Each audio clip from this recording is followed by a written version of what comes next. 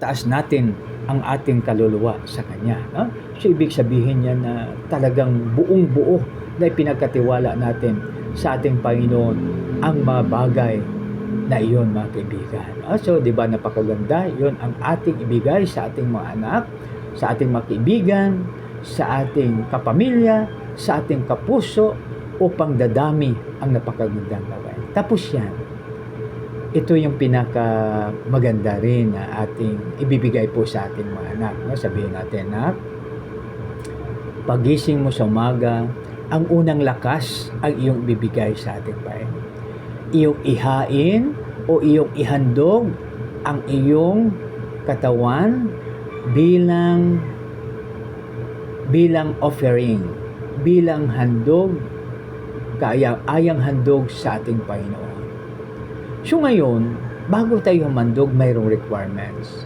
Nakalagay doon sa mga verses na nagsasabi, kung ikaw ay may handog at nalaala mo, at ikaw ay may kaalit, so ilagay mo muna ang iyong handog, at puntahan ang tao na iyong kaalit, o kaya ang iyong kagalit, at mag-ayos kayong dalawa. No? So ibig sabihin na, mag-usap ng maayos, mag-usap ng masinsinan, at maliban na mag-usap ng masinsinan, magpatawaran.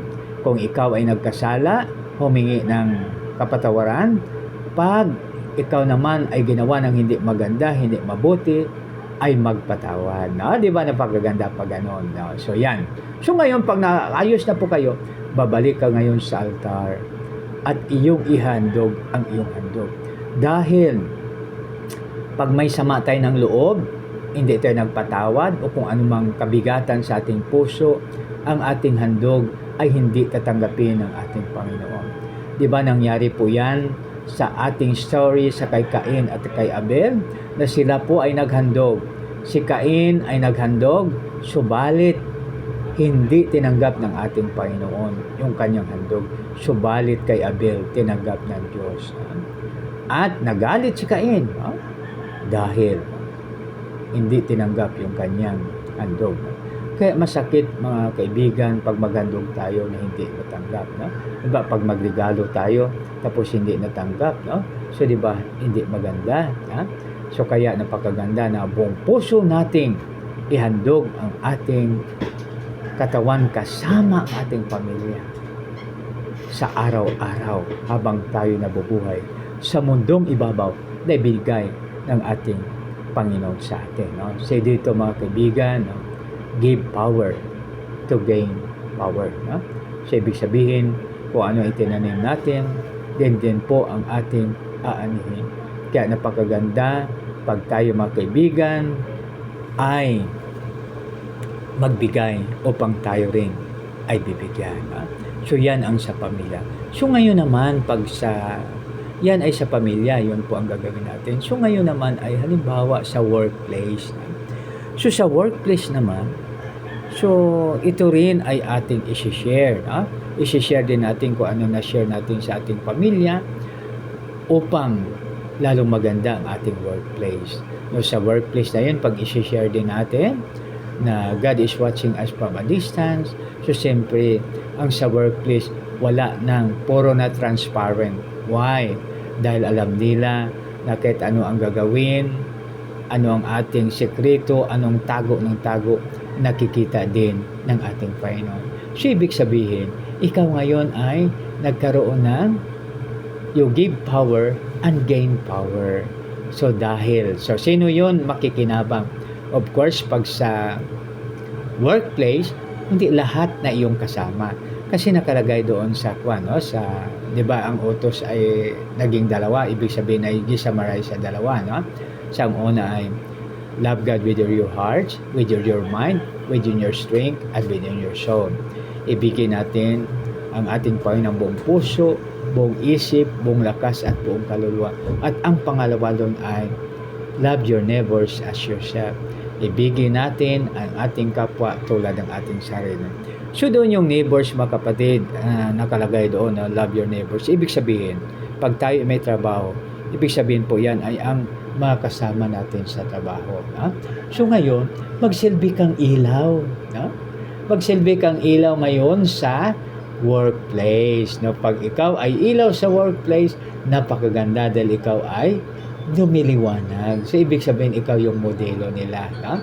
So, yan ang pinaka-the best na gift natin sa ating opisina kung saan man tayo nagtatrabaho. Di ba napakaganda, makibigan, pag yun ang gagawin natin dahil ito ay makatulong sa bawat isa sa atin. So ngayon, pag ikaw naman po ay sa community, ha? Sa community, no? Halimbawa sa atin. So ang pagtapon ng basura natin, ang pag-ayos nating basura ay malaking tulong sa bawat isa. Ha? So kaya gagabayan ka ng ating Panginoon na ikaw ay magiging pagpapala sa iyong mga kapitbahay. No? So di ba, halimbawa sa basura pa lang, maayos na yung basura mo. No? Hindi mo inilagay sa harap ng bahay.